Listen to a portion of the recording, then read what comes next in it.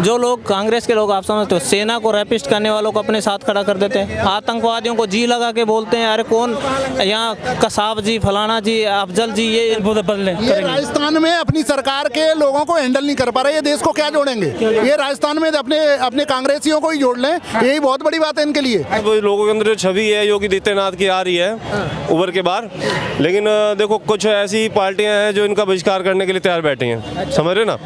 लेकिन अभी मेरे हिसाब से आगे आने वाले चुनाव में बीजेपी का ज़्यादा लग रहा है मुझे। अच्छा, मोदी जी का जिस तरीके का 8 साल का कार्यकाल रहा, क्या लगा कि मोदी जी ने देश के लिए कुछ किया? बहुत कुछ किया है, बहुत कुछ किया। डिफेंस लेवल का देखो, ठीक है, या नेशनल हाईवे के ऊपर देखो, गरीबों के लिए देखो, बहुत सारी स्कीमें हैं। आप देखोगे आज जो एक अपनी जो फॉरेन जो मतलब विदेशी मामलों के कैसे कैसे सिस्टम थे, और इस टाइम में मतलब इस टाइम में काफ़ी सारा पैनिक टाइम था, जब कोविड टाइम में देखा होगा कितने कितने देशों से हमने अपने लोगों को रेस्क्यू किया।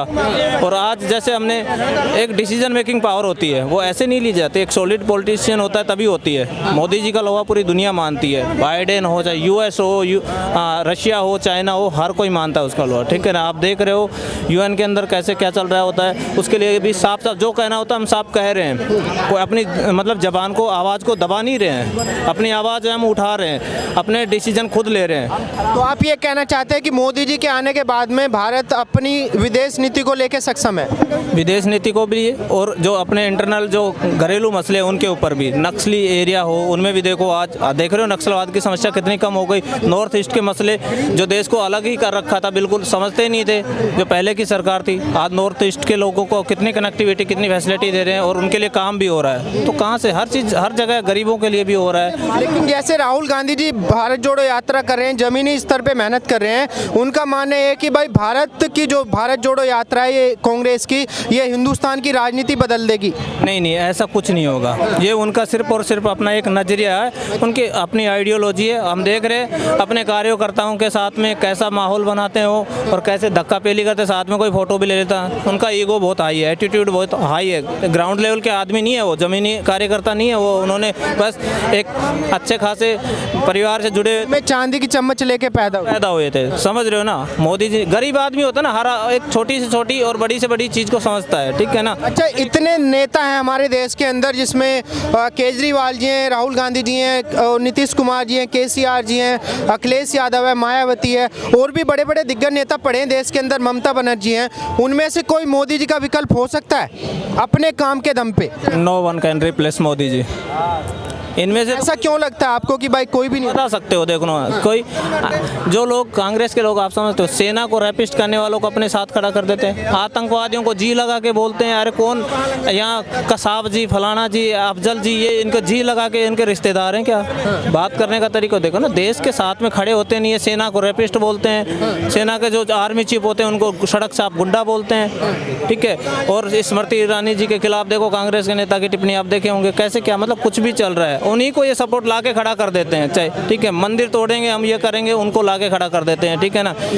तो आप बता सकते हो ऐसे लोगों को कोई सपोर्ट करेगा? क्या लगता है भैया 2024 के इलेक्शन से पहले राजनीतिक पार्टियां देश के अंदर कोई बदलाव कर सकती हैं? देखो जैसे लोग राहुल गांधी जी को पप्पू बोलते थे, अब पप्पू जी ने चप्पू चलाना चालू कर दी है, ठीक है ना। अब देखो कांग्रेस की जो छवि लोगों के अंदर बिगड़ी थी ना, अब ये जो यात्रा चल रही है इससे कांग्रेस की छवि धीरे धीरे सुधरेगी। लोग नहीं बोलते तो उन्होंने खुद को संसद में खड़े होकर बोला था कि हाँ मैं पप्पू हूँ। नहीं देखो वो तो एक बात होती है, मान लो किसी मुंह है, मुंह से आपको मैं कुछ भी बोल दूं उससे तो कुछ नहीं होता।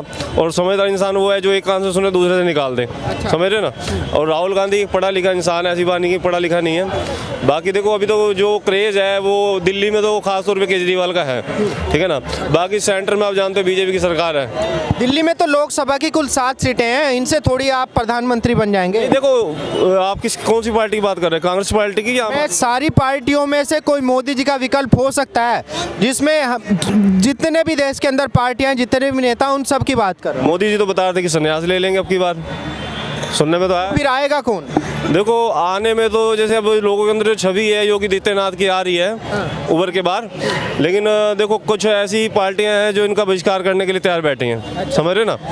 लेकिन अभी मेरे हिसाब से आगे आने वाले चुनाव में बीजेपी का ज़्यादा लग रहा है मुझे चांस। एक मौका मिलना चाहिए सर अब मैं क्या, मुझे एक चीज बता दीजिए, ये चाइना चाइना चिल्ला रहे हैं, चाइना के राजीव फाउंडेशन को चाइना से डोनेशन मिला है, तो ये किस लिए डोनेशन मिला है मुझे बताएंगे? ये तो चाइना के बारे में बात ही नहीं कर सकते, इन्हें तो बात करने का अधिकार ही नहीं है। ये सर्जिकल स्ट्राइक पे सबूत मांगने वाले देश की सेना से सबूत मांग रहे हैं सर्जिकल स्ट्राइक का, ये सेना की बात करेंगे? ये क्या देश को आगे ले जाएंगे? ये तो देश को बढ़ा ही नहीं सकते, इनको तो तब ला सकते हैं देश को, देश में अगर गड्ढे में डलवाना है ना तो कांग्रेस को या अदर 22 किसी पार्टी को ले आना, अगर मोदी जी को लाएंगे देश को सशक्त बनाना है तो मोदी जी को ही लाना पड़ेगा। क्या लगता है अंकल जी, क्या लगता है अंकल जी, जिस तरीके से राहुल गांधी सेना के ऊपर सवाल उठा रहे हैं, कहाँ तक सही है उनका सेना के ऊपर सवाल उठाना? हवा है, घोड़े सब हवा है, ये सब जुमला है, सब जुमला है, जुमला है सब जुमला है, कुछ नहीं है, सब सेफ है। अच्छा, हाँ। बढ़िया है। हमारी सेना बॉर्डर पे पिट रही है, पीट रही है। पीट रही है आज कोई नहीं पीट रही, मजबूत है सेना। अच्छा, हाँ। फिर इन लोगों को सेना पे विश्वास क्यों नहीं, जब सेना बोल रही है कि भाई हमने भगा दिया चाइना को? ये जुमला मारते हैं, ये अपना नंबर बनाते हैं अपने, हाँ, राजनीति में अपना नंबर बनाते हैं। जो राहुल गांधी जी भारत जोड़ो यात्रा कर रहे हैं, वो कुछ राजनीति में फेरबदल कर सकती है यात्रा? कुछ नहीं कर पाएंगे, वो कुछ नहीं कर पाएंगे, वो अपने सब एक नहीं है, वो अपनी कोई नहीं बदल पा रहे, वो पार्टी नहीं बदल, अपनी पार्टी को एक नहीं कर पा रहे, देश को क्या बदलने ये राजस्थान में अपनी सरकार के लोगों को हैंडल नहीं कर पा रहे, ये देश को क्या जोड़ेंगे? ये राजस्थान में अपने कांग्रेसियों को ही जोड़ लें, यही बहुत बड़ी बात है इनके लिए।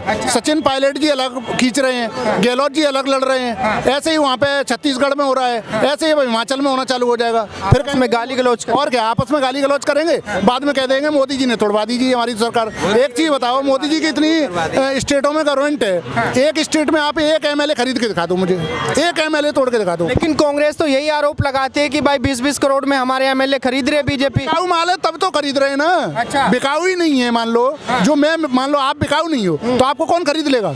कोई खरीदने वाला है? कोई नहीं खरीदता किसी को भी, ये सब बेकार की बातें हैं, कोई किसी को नहीं खरीदता। जिसका अपना मन होता है, जिस नेता से आप मतलब इम्प्रेस होते हैं उस नेता की तरफ आप जाते हैं, जिसकी लीडरशिप आपको पसंद आती है उस लीडर की तरफ आपका झुकाव होता है, इसमें कोई खरीदने और बेचने की कोई बात ही नहीं है।